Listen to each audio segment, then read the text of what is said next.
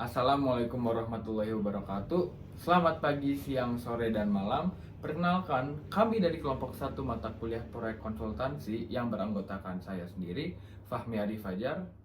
Amelia Lestari dan Sabrina Rifa. Di sini, kami akan menjelaskan hasil kunjungan industri kami ke PT Steel Pipe Industry of Indonesia atau PT Spindo. Dan menjelaskan hasil kunjungan industri kami melalui poster yang telah kami buat. PT Steel Pipe Industry of Indonesia atau PT Spindo merupakan salah satu perusahaan atau pabrik yang memproduksi berbagai jenis pipa, baja atau tabung, dan berbagai produk terkait lainnya. Produk dari PT Spindo telah memperoleh berbagai macam sertifikasi baik domestik maupun internasional.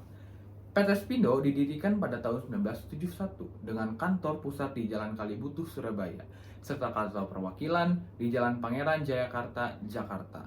Salah satu cabang perusahaan PT Spindo yang merupakan warehouse dipilih sebagai mitra mata kuliah proyek konsultansi.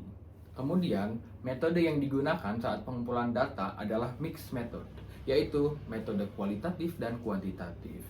Metode kualitatif yang digunakan berupa observasi dan wawancara secara langsung.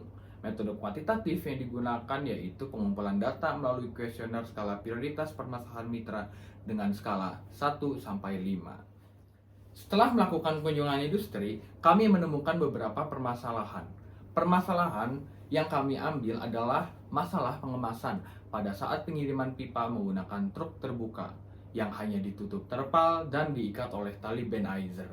Latar belakang pemilihan topik tersebut karena pengemasan merupakan hal yang penting dan dapat menyebabkan kerusakan serta kerugian bagi perusahaan jika tidak ditangani dengan baik. Oleh karena itu, kami mengambil judul Permasalahan Pengemasan Pipa PT Spindo Cabang Bandung pada laporan akhir kami. Selanjutnya adalah gagasan solusi yang ditawarkan untuk permasalahan pengemasan pipa saat pengiriman PT Spindo Cabang Bandung, yaitu menggunakan 3 jenis packaging yang berperan sebagai primer packaging. Yang pertama adalah pipa dalam woven bag. Tahapan pertama yang dilakukan untuk mengemas pipa menggunakan woven bag packaging yaitu truk terbuka dilapisi dengan terpal dan bantalan kardus di sudut truk supaya padat yang merupakan sekunder packaging, lalu pipa yang telah dilapisi woven bag atau primer packaging disimpan di atas lapisan terpal. Setelah itu, sisa terpal di bagian sisi kanan dan kiri truk diselimuti ke atas pipa, kemudian diikat dengan tali Benizer yang merupakan tersier packaging agar pipa tersebut aman selama pengiriman.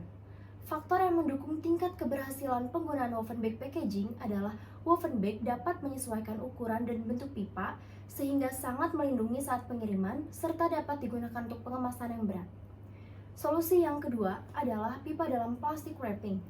Prosedur penggunaan packaging ini sama seperti woven bag packaging, hanya saja pelapis pipa yang digunakan diganti oleh plastic wrapping. Faktor yang mempengaruhi tingkat keberhasilan penggunaan plastic wrapping packaging adalah plastic wrapping dapat menyesuaikan ukuran dan bentuk pipa sehingga dapat dikatakan sangat melindungi pipa saat pengiriman serta dapat digunakan untuk pengemasan yang berat juga.